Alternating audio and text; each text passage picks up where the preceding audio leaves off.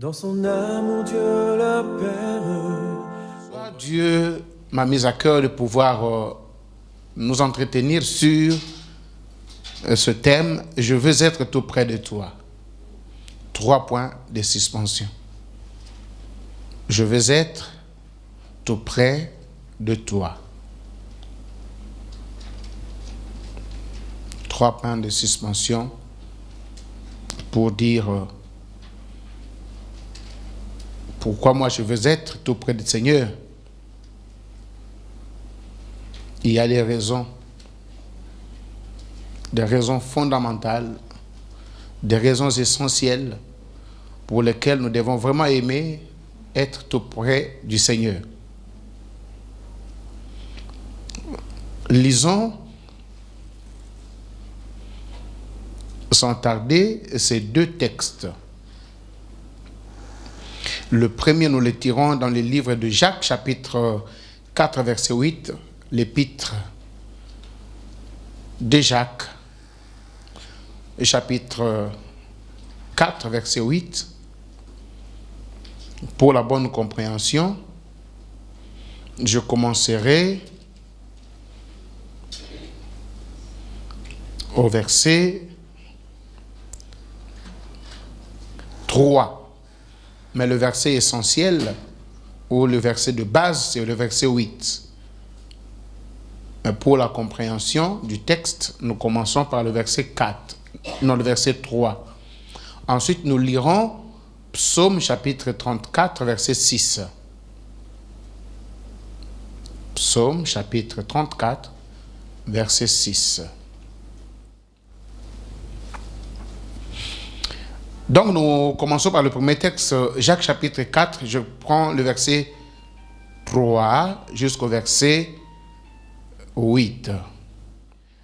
Vous demandez et vous ne recevez pas, parce que vous demandez mal dans le but de satisfaire vos passions. Adultères que vous êtes, ne savez-vous pas que l'amour du monde est inimitié contre Dieu?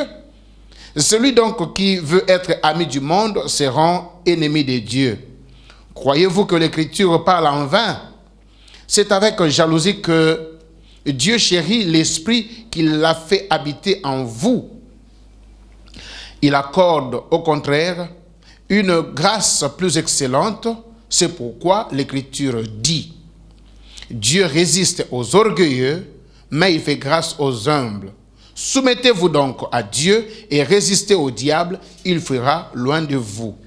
Approchez-vous de Dieu et il s'approchera de vous. Nettoyez vos mains, pécheurs, purifiez vos cœurs, hommes irrésolus. Je reprends le verset 8. Approchez-vous de Dieu et il s'approchera de vous. Nettoyez vos mains, pécheurs, purifiez vos cœurs, hommes irrésolus. Nous lisons le psaume 34, verset 6.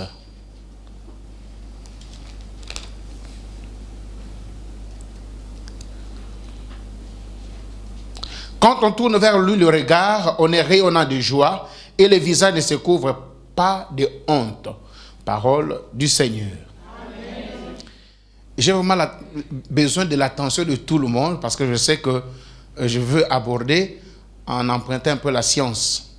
Voilà pourquoi je veux que tout le monde soit attentionné pour comprendre la suite. Si l'introduction vous échappe, la suite aussi, vous ne la saisirez pas. La Bible nous montre, le premier passage de Jacques que nous venons de lire, que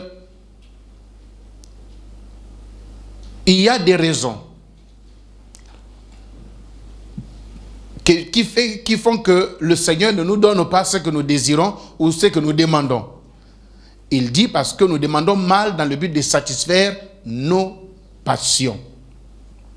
Et il nous dit, vous êtes adultères, vous qui êtes amis du monde.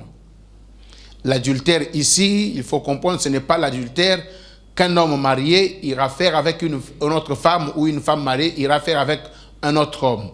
Cet adultère dont on parle ici, c'est qu'on est épouse du Christ qui est dans les cieux, mais nous nous attachons encore au diable qui est dans ce monde. C'est pourquoi la Bible dit, ne savez-vous pas que l'amour du monde est inimitié contre Dieu? Celui qui se fait ami du monde se rend automatiquement ennemi de Dieu. Parce que dans le monde, il y a un homme ou un être qui se donne la place de Dieu. Alors quand on s'attache au monde, c'est qu'on se soumet à cet esprit-là, on obéit à ses dictats et on ne peut pas obéir au diable tout en obéissant à Dieu. Quand on obéit au diable, c'est qu'on désobéit à Dieu. C'est qu'on s'attache à un autre esprit alors qu'on est déjà lié à Christ. Quand une femme qui est légitimement mariée se détache de son mari pour s'attacher à un autre homme, elle commet quoi? L'adultère. Alors, parce que nous sommes attachés spirituellement à Christ, par quoi? Par l'obéissance à sa parole. Cet attachement, ce n'est pas parce qu'il n'y a pas un fil qui nous attache avec le Seigneur. C'est parce que nous avons pris la résolution de lui obéir, à lui seul. Voilà pourquoi nous sommes attachés à lui. Amen. Amen. Quand on s'engage dans le mariage, c'est le serment qu'on fait. Je te promets la fidélité, je te promets l'amour. Ce ne sont que des paroles que nous disons, que nous déclarons, mais que nous obéissons dans la suite de temps. Quand on n'obéit pas à ça, c'est qu'on se détache à son époux ou à son épouse pour s'attacher à un autre partenaire. Pareil aussi avec le Seigneur. Le jour de notre conversion ou le jour du serment dans les eaux des baptêmes, nous disons, je tourne le dos au monde, au diable, pour m'attacher à toi, Christ. Je n'obéirai que à ta parole. Mais dans la suite des temps, quand on désobéit à Christ, pour obéir au diable, en se penchant dans les désirs de la chair, alors on commet l'adultère. Est-ce que vous comprenez? On commet l'adultère parce que dans ce cas-là, on n'est plus fidèle à Christ. Et quelle est cette femme ou quel est cet homme qui connaît l'infidélité de sa femme et que sa femme vient encore lui demander de l'argent ou quelque chose? Est-ce que l'homme aura vraiment l'amour de donner à sa femme? Pareil à Christ. C'est pourquoi la Bible dit, vous demandez et vous ne recevez pas. Adultère que vous êtes. Vous demandez pour satisfaire vos passions. Quand on parle de passion, on fait allusion à l'âme. Cette âme qui s'attache, qui se plaît aux choses du monde, alors que dans le monde, il y a un esprit qui excite. Le diable travaille avec la séduction. C'est lui qui embellit tout ce qui est dans le monde. Alors, quand nous regardons les rayonnements des plaisirs du monde, et nous nous y allons, nous désobéissons à Christ et nous nous attachons au diable et ainsi nous sommes taxés d'adultère. Et le Seigneur nous montre maintenant, il dit, résistez au diable, il fuira loin de vous. Et humiliez-vous à Dieu. On nous montre la clé. Si nous voulons effectivement nous approcher de Dieu, il y a un exercice à faire, c'est que nous devons résister au diable. Résister au diable, ça veut dire résister aux attraits du monde. Tout ce qui est dans le monde qui nous attire, nous devons résister à cela. C'est une lutte, pas externe, mais interne.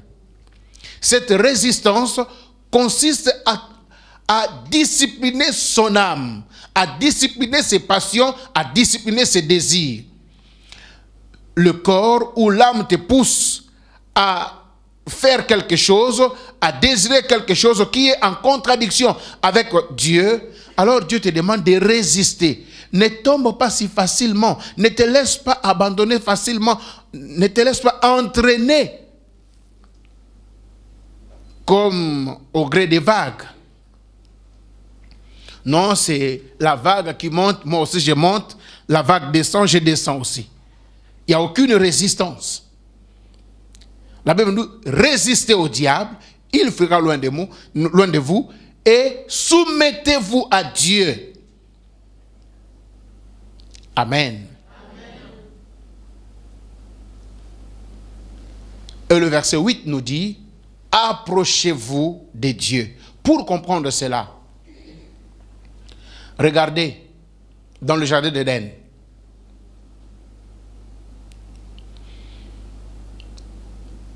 Approchez-vous de Dieu, il s'approchera de vous. Regardons dans le jardin d'Éden. Adam et Ève. Ève a écouté la voix du diable par le serpent. Elle s'est laissée aller. Elle a entraîné aussi son mari. Les deux se sont rendus coupables de la transgression. Et voilà, ils ont mangé les fruits défendus. Et le soir, Dieu descend. Dieu vient au rendez-vous. La Bible nous dit une chose, Dieu ne change pas. En lui, il n'y a ni changement, ni ombre de variation. Mais qui ont changé? C'est le couple. Comment ils ont changé? En désobéissant, ils se sont déplacés. Ils ont quitté le lieu de rendez-vous pour aller ailleurs. Et quand Dieu descend, il ne les voit pas. C'est quand même ironique, hein? Dieu qui voit tout, Dieu qui connaît tout, mais ce jour-là, il ne voit pas Adam et Ève. Non, Dieu ne les voit pas au lieu des rendez-vous. Parce que ils sont partis. Ils ont changé de positionnement. Retenez cet adverbe. Ils ont changé quoi? De positionnement. Là où ils devaient être, ils se sont écartés. Je dirais mieux, ils se sont éloignés.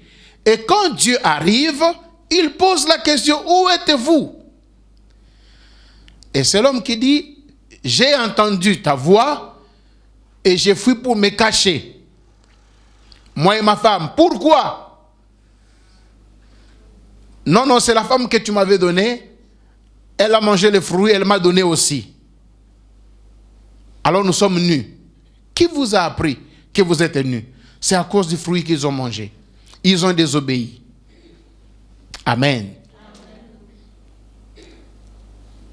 Et cela a entraîné tous les malheurs que nous connaissons.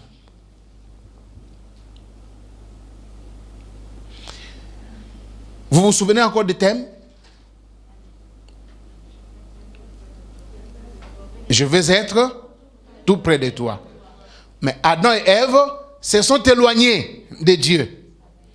Alors, toutes les conséquences que nous connaissons s'abattent sur les êtres humains, sur la terre, même sur toute la création de Dieu.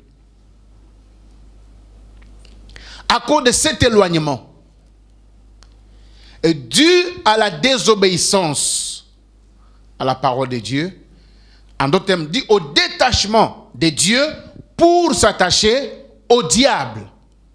C'est pourquoi la Bible me demande, approchez-vous de lui, il s'approchera aussi de vous. Adam s'est éloigné de Dieu.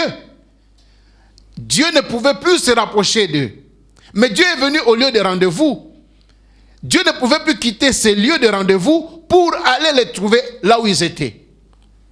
C'était à eux de revenir au lieu de rendez-vous. Amen.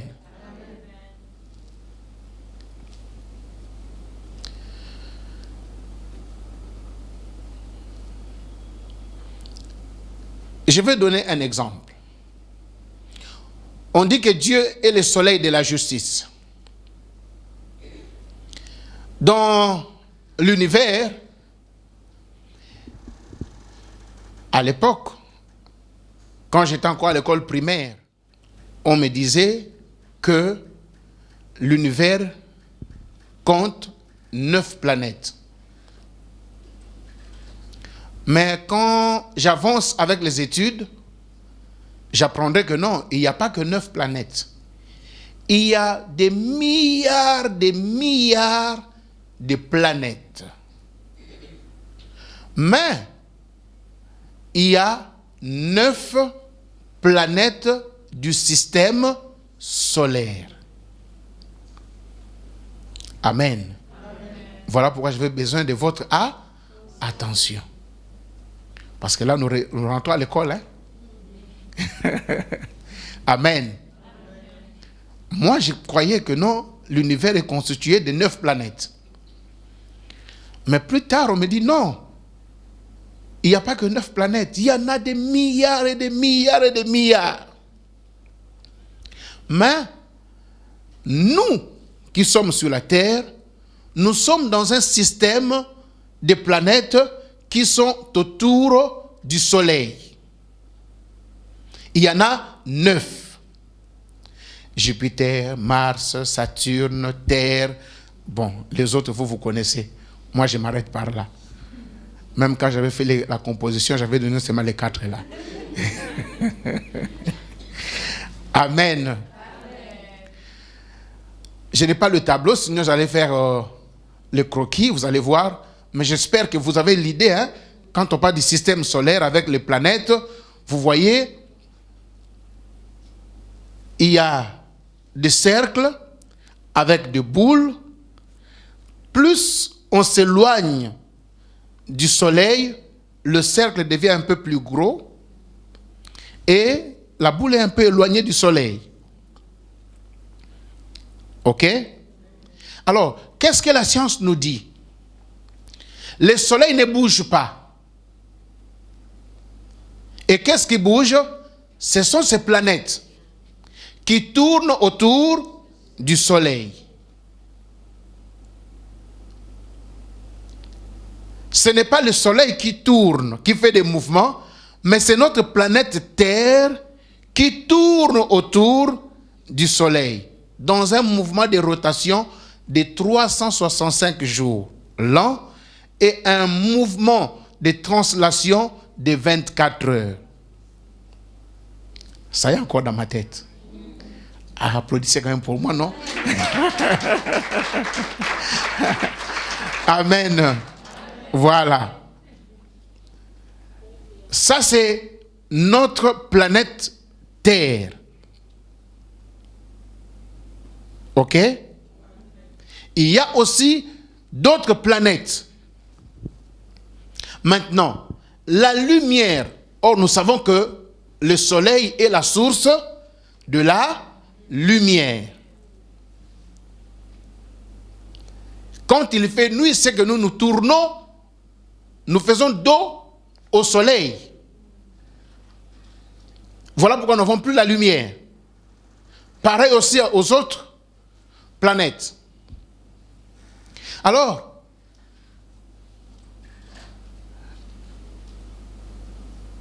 la dimension ou le rayonnement de votre planète ne dépend pas du Soleil. Qui peut me compléter? Le rayonnement de votre planète. Si moi je suis sur la planète Terre, vous êtes dans la planète Mars, l'autre Jupiter, l'autre Saturne, je ne sais. Qui auront plus de la lumière?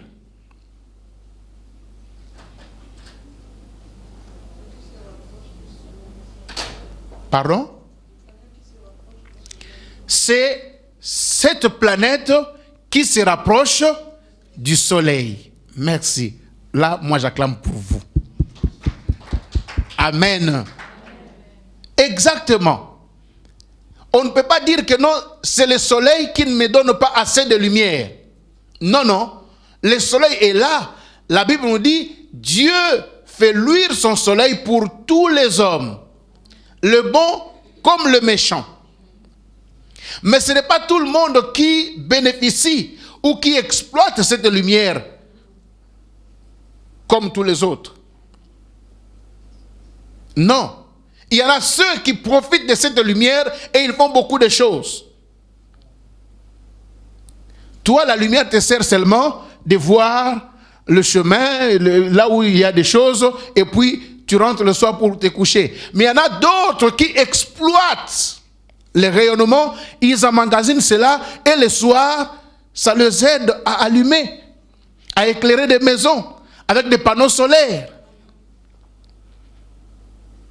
Amen.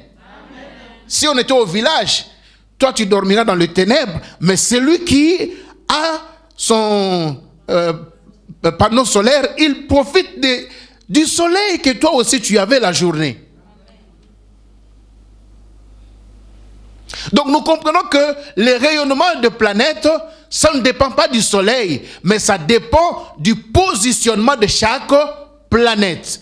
Plus tu t'éloignes du soleil, moins tu auras la luminosité. Amen. Plus tu te rapproches du soleil, plus le soleil t'éclaire.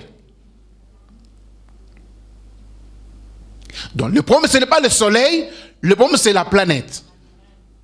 Et ici, dans le système solaire, les planètes sont statiques. C'est-à-dire, là où Dieu a placé telle planète, elle ne bougera pas, elle restera là. Si elle n'a pas droit à une grande luminosité, jusqu'à la fin de l'humanité, ce sera du même et pareil. Mais nous, les humains, avec Dieu qui est le soleil de la justice, la Bible dit, approchez-vous de lui, lui il s'approchera de vous. Tu veux éclairer, tu veux un grand rayonnement, n'attends pas que Dieu fasse le premier pas, c'est à toi d'abord de retourner vers lui. Adam s'est éloigné de Dieu. Dieu n'est pas descendu là où Adam était allé se cacher. Dieu est descendu là où il s'est rencontré tous les jours.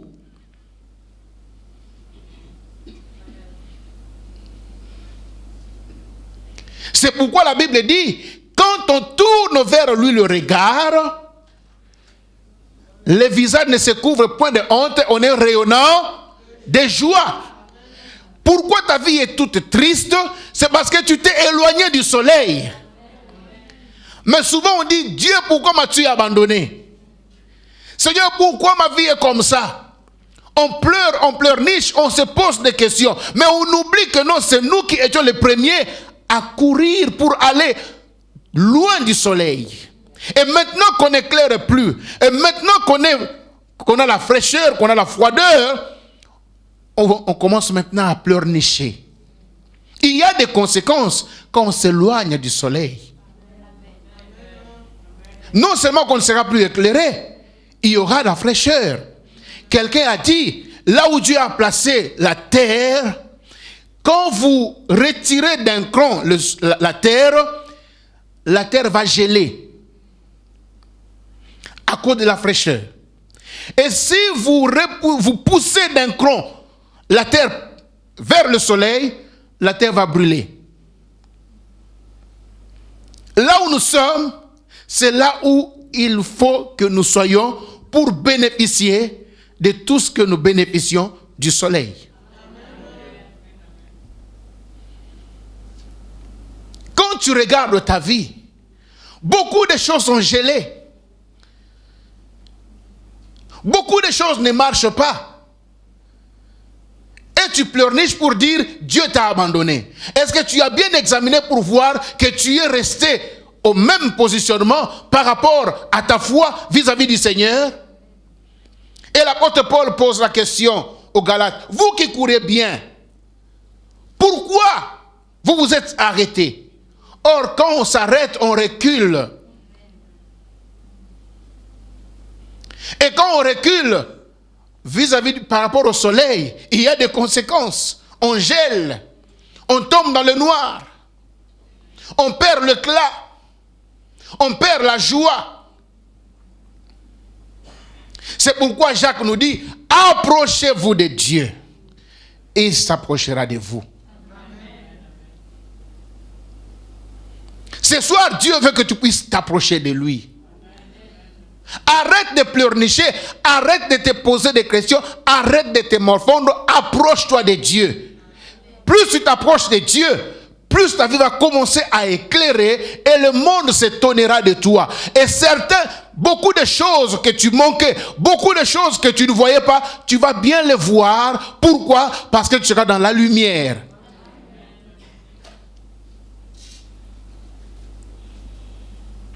Amen. Il y a la confusion dans ta vie parce que tu es loin du soleil.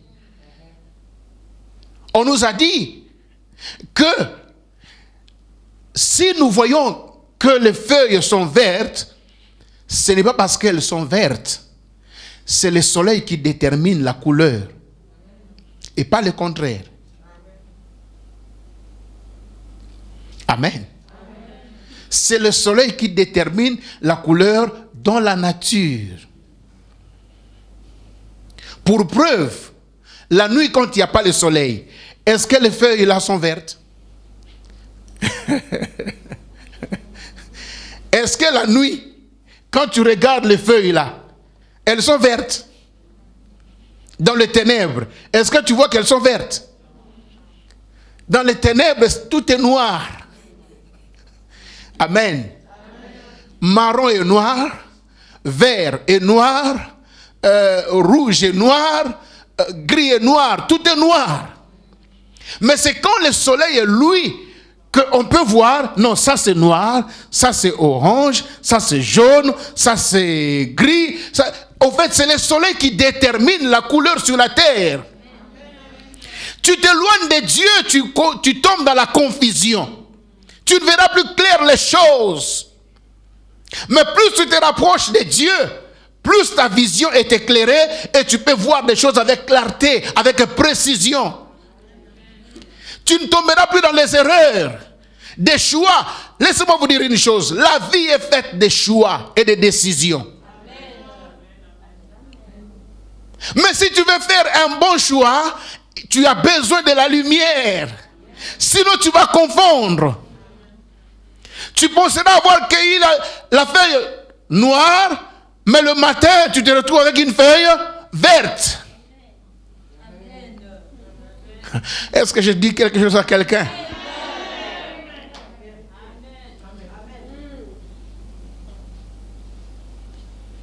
Beaucoup de gens pleurent aujourd'hui les choix qu'ils avaient fait hier. Pourquoi? Parce qu'ils ont fait ça loin de Dieu, dans les ténèbres, ils se sont trompés. Alors bien-aimé dans le Seigneur, arrête de pleurer, approche-toi de Dieu, tu feras maintenant des bons choix dans la présence de Dieu.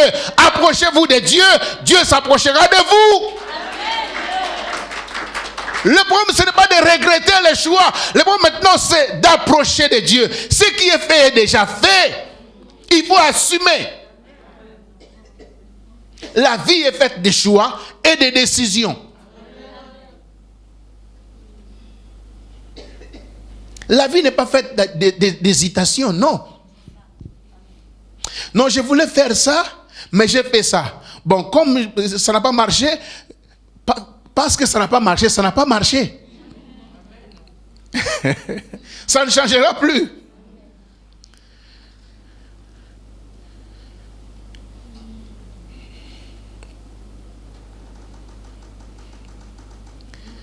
Et si tu veux changer des choses, arrête de tomber dans le choix multiple. Hein? Dans notre système éducatif scolaire, le bac, nous le faisons au choix multiple. On te propose une grille de réponses et à toi maintenant de choisir la bonne réponse. Mais avant de choisir, il faut d'abord réfléchir. Tu fais les exercices, tu fais, et puis tu regardes. Le résultat que tu as correspond avec quelle assertion? Si c'est assertion A, tu coches. Mais à un moment donné, tellement qu'on a déjà travaillé, et du coup, on n'a plus assez de temps, bientôt on va récupérer des items de feuilles d'examen. Bon. Diaconesse rit, elle sait se confesser. Fico. Amen. Bon, Seigneur, aide-moi. Là où ça va tomber. Amen. Dieu, c'est un Dieu de précision. Celui qui s'approche de Dieu, il ne peut jamais se tromper dans ses choix. Parce que ce n'est pas charnellement qu'on fait, mais c'est poussé par l'Esprit de Dieu qu'on fait des choix.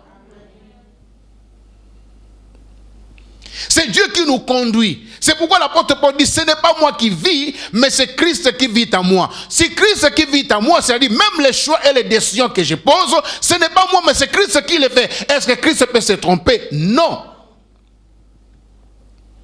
Mais quand on s'éloigne de lui, c'est le côté charnel qui prend de l'ampleur et les décisions et les choix qu'on fait seront aussi charnels. Et tout ce qui est charnel, souvent, va à l'encontre de la volonté de Dieu. Amen.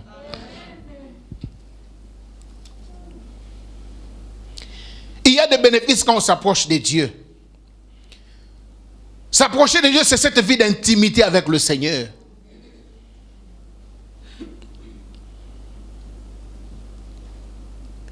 Moïse, dans Exode chapitre 34, verset 29, notez seulement, Exode chapitre 34, verset 29, on nous parle que le visage de Moïse était transformé, son visage commençait à rayonner. Et vous savez pourquoi? Parce que Moïse s'était approché de Dieu.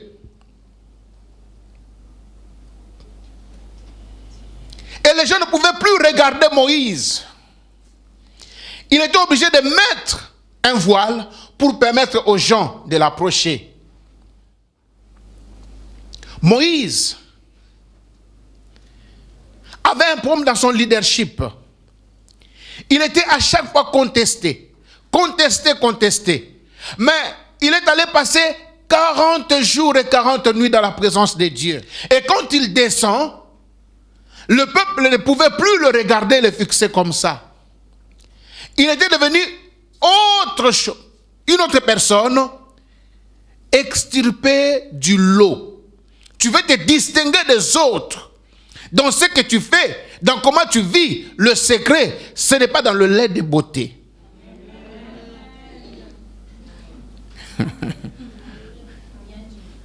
Le secret, ce n'est pas dans ton diplôme. Le secret, c'est dans ton rapprochement avec le Seigneur. Approche-toi de Dieu, tu seras différent des autres. Sans parler, sans faire de matalana, sans faire de beaucoup de choses, les gens verront en toi une différence. Et tu seras celui qui a une différence devient une référence. Si tu es différent des autres, tu deviendras une référence. Tu es là toujours à copier les autres, mais alors que les autres peuvent te copier, simplement parce que toi tu ne te rapproches pas de Dieu.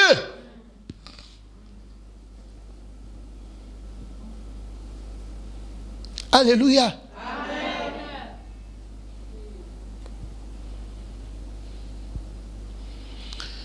Un autre exemple de ceux qui s'approchent de Dieu, de bénéfice de s'approcher de Dieu. On ne peut pas être béni si on ne s'approche pas de Dieu. Dans Genèse chapitre 48, versets 8 et 9. Genèse 48, 8 et 9. C'est l'histoire de Joseph en Égypte. Ses frères viendront en Égypte pour s'approvisionner. Il découvre que c'était ses frères. Il leur dit, allez prendre mon père. Vous connaissez l'histoire, je vous épargne de tous les détails. Mais lorsque son père arrive en Égypte, son père lui dit une chose. Oh mon fils, je bénis Dieu de ce que tu vis encore. Mais je te dis, les fils que tu as, les enfants que tu as fait ici en Égypte, avant que je n'arrive, seront mes enfants. Ils ne seront pas mes petits-fils. Maintenant, les enfants que tu feras après, ça, ce sont des enfants à toi. Or, avant que Jacob n'arrive, Joseph avait déjà fait des enfants, Manassé et Ephraim et Manassé. Et qu'est-ce que Jacob dit? Je veux que ces enfants m'appartiennent. Mais au verset 8 du chapitre 48 de Genèse, il dit, comme il ne voyait plus bien, Jacob, avancé en âge, il ne voyait plus bien, il dit, qui sont ceux deux fils qui sont là devant moi? Joseph dit, ce sont mes fils que Dieu m'a donnés ici en Égypte. Il dit, s'il te plaît, fais-les, je te prie, approchez de moi pour que je fasse quoi? Je les bénisse. Aussi, quoi que j'ai dit que ils seront à moi, mais aussi longtemps qu'ils sont loin de moi, je ne pourrai pas les bénir. Mais la condition pour qu'ils soient bénis, ils doivent s'approcher de moi. Bien-aimés dans le Seigneur, le secret de la bénédiction, c'est de se rapprocher de Dieu. Alors que dans ces derniers temps, les chrétiens se déplacent pour s'approcher des églises et des pasteurs. On pense que donc être plus proche du pasteur, c'est le synonyme de la bénédiction. On se trompe. On pense que non, changer d'église. Ah, non, cette église est loin de la maison. Ah, non, non. Je préfère trouver une église qui soit proche de la maison. À chaque fois quand j'entends le son de cloche, je suis là-dedans. La louange, je suis là-dedans. Même quand on chante, ça arrive à la maison. Bien-aimé, la proximité avec l'église ne change pas la vie. Mais c'est la proximité avec le Seigneur qui bénit. Approche-toi de Dieu. Dieu s'approchera de toi et ta vie sera bénie.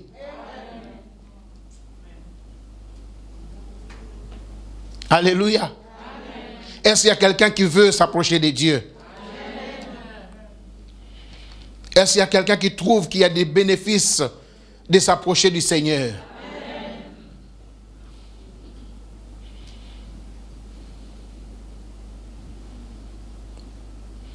Nous sommes dans le Nouveau Testament, nous sommes dans le christianisme, nous ne sommes pas dans le judaïsme. Dans le judaïsme, on avait besoin de l'homme de Dieu pour répondre à toutes les questions. Mais dans le christianisme, on a besoin de Dieu et non de l'homme de Dieu. Je reprends. C'est dans le judaïsme où on a besoin de l'homme de Dieu. Mais dans le christianisme, on a besoin de Dieu. Pourquoi? Parce que à sa mort, la Bible nous dit que les voiles étaient déchirés de haut en bas. Là où l'homme de Dieu a entré pour écouter Dieu et sortir annoncer au peuple est maintenant accessible à tout le monde. Depuis ta maison, tu peux fléchir les genoux et invoquer Dieu. Dieu te répondre au lieu de payer les déplacements pour venir au bureau de l'homme de Dieu.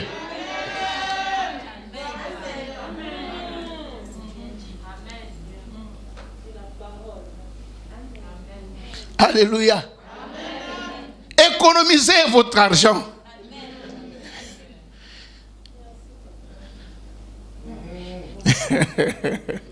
Économisez le jour du culte, amenez l'offrande et la dîme, donnez à l'église. Au lieu de payer les 100 le taxi pour venir dans le bureau de l'homme de Dieu, pour chercher l'homme de Dieu, alors que le Dieu de l'homme de Dieu est dans ta maison, plus il est dans ton cœur, il est près de toi, il peut t'écouter. Des fois, l'homme de Dieu peut se tromper même dans son orientation. Heureusement pour Anne, pour sa témérité. L'homme de Dieu se trompe et dit, jusqu'à quand tu seras ivre? Non, non, non, non, mon Seigneur, je ne suis pas ivre. C'est l'amertume dans l'âme. L'homme de Dieu se ravise. Ah, autant pour moi.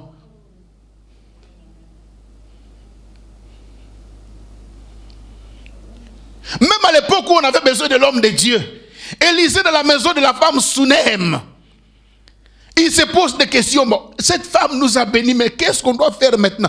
Bien aimé, je vous dis, une particularité dans cette église, c'est qu'on ne camoufle pas la parole de Dieu et on n'a pas besoin de tromper les fidèles pour des gains sordides.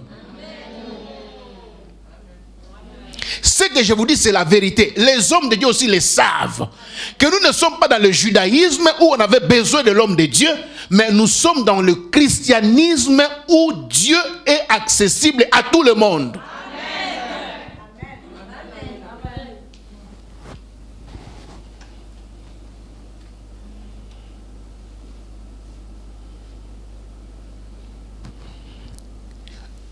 l'apôtre Paul a été consulté par l'Église pour des questions d'organisation de l'Église et de conduite chrétienne, mais pas pour des questions personnelles de la vie. Le frère là me demande au mariage, pasteur, samblanza meno la kisako soki za yeto yete. Siko nganza mona ko samblanza menini, siko yo isa nanza menini.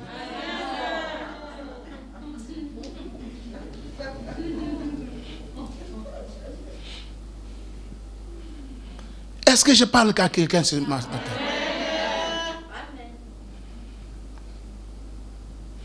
Bien-aimé dans le Seigneur, Dieu, il est là pour tout le monde. C'est parce que c'est toi qui vas loin de lui. Voilà pourquoi tu es dans le ténèbre, tu ne vois pas clair. Approche-toi de Dieu, tu verras clair. Même dans l'orientation, même dans les choix.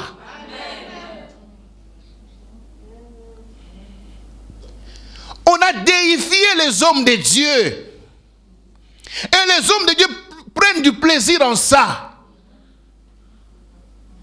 Daddy. Ah, les francophones, nous avons des problèmes, nous. Daddy, daddy. Il y a même des églises où, pour la prière, même pour la nourriture, il faut que daddy prie.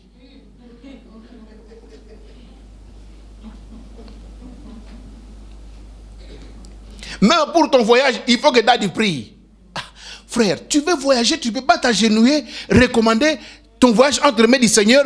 Dieu ne va pas t'écouter. Il faut seulement venir voir l'homme de Dieu. Ah! Non, s'il vous plaît. S'il vous plaît, je ne diminue pas l'importance de l'homme de Dieu dans l'église. Mais l'homme de Dieu ne remplace pas Dieu. Nous sommes là pour vous nourrir de la parole de Dieu. Et cette parole, elle est aussi importante et pour vous et pour nous. C'est question de la mise en pratique. Est-ce que tu peux mettre la parole de Dieu en pratique et prier pour que Dieu t'écoute?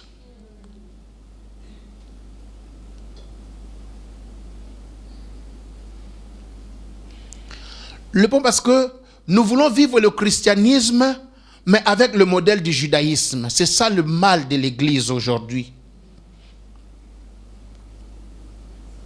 Vouloir vivre le christianisme, mais dans les formats du judaïsme.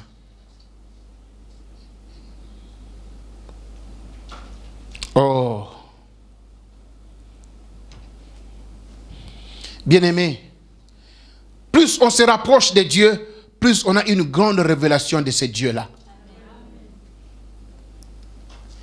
Jésus avait 12 disciples. Mais dans Jean chapitre 13, verset 23, dans Jean 13, verset 23, on nous dit que non, il y avait un disciple que le Seigneur aimait beaucoup. Lui, il faisait quoi? Il se penchait, il se couchait sur la poitrine du Seigneur. Là où tous les autres ne pouvaient pas s'approcher. Mais lui, il s'est donné ce courage d'aller se pencher sur la poitrine du Seigneur. Et vous savez, comme conséquence, lorsque le Seigneur était parti, il était monté, ses disciples ont vu le Seigneur dans sa gloire. Il avait la vraie révélation du Seigneur que tous les autres. Il s'agit des gens. Il avait le Seigneur dans sa gloire. Dans Apocalypse chapitre 1, verset 12, jusqu'au verset 17. Il nous donne la description du Seigneur. Ce n'est pas Jésus qui a été crucifié à la croix de Golgotha. Non, ce n'était pas lui que lui il a vu.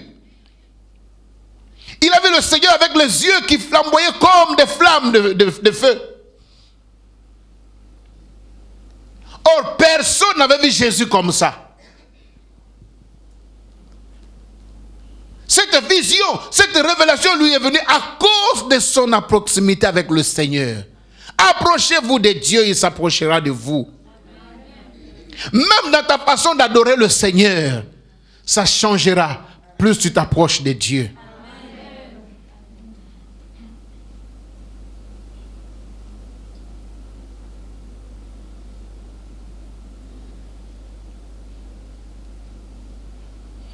Bien-aimés, approchons-nous du Seigneur.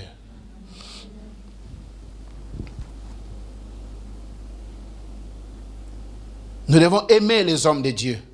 Nous devons aimer nos pasteurs. Nous devons aimer les serviteurs de Dieu. Mais ils ne doivent pas remplacer la présence de Dieu.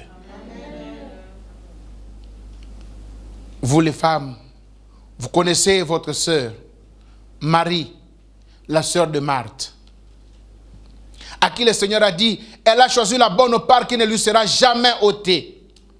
Nous sommes dans Luc chapitre 10, verset 42. Alors que Marthe s'agitait dans beaucoup de choses, se préoccupait à faire beaucoup de choses. Mais le Seigneur dit, Marthe, Marthe, tu t'empresses et t'agites à faire beaucoup de choses. Mais Marie a choisi la bonne part, qui ne lui sera jamais ôtée. Depuis la nuit des temps, pour moi, je me disais, la bonne part, c'était la parole qu'il écoutait. Mais, dans la suite des temps, je n'ai pas vu Marie prêcher. Je n'ai pas vu là où Marie est en train d'exercer ou de restituer cette parole qu'elle écoutait. Mais la bonne part, j'ai fini par comprendre, c'était la présence du Seigneur. Quand on est dans cette présence, c'est une bonne part que personne ne peut ôter. La présence de Dieu. Est-ce que tu peux aimer la présence de Dieu? Est-ce que tu peux aimer t'approcher de Dieu?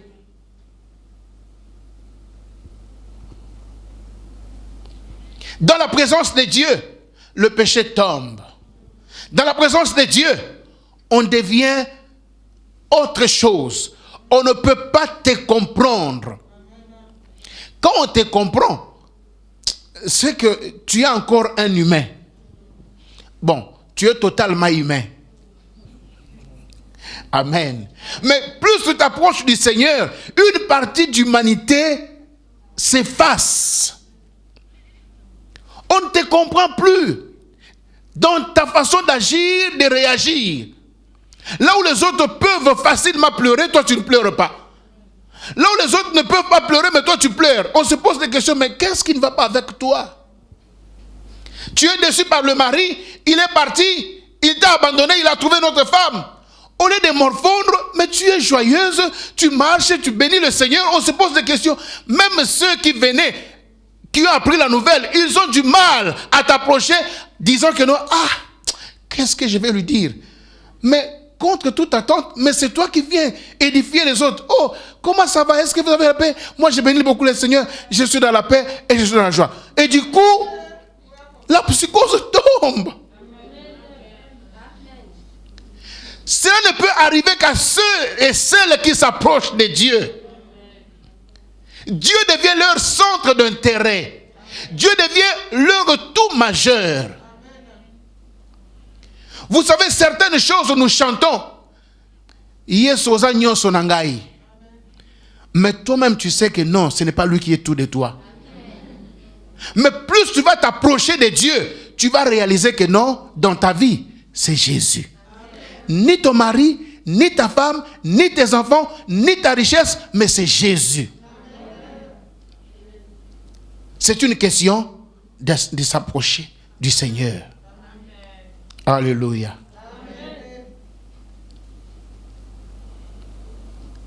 Et retenons une chose, que c'est le péché qui nous fait fuir la présence de Dieu. Le péché nous éloigne du soleil. Quand tu prends plaisir dans la vie du péché, tu t'éloignes du Seigneur. Même pour écouter sa voix, c'est un peu difficile.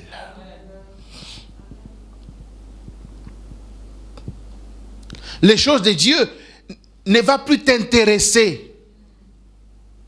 Tu ne seras plus intéressé aux choses de Dieu. Mais Dieu veut que nous puissions aimer sa présence.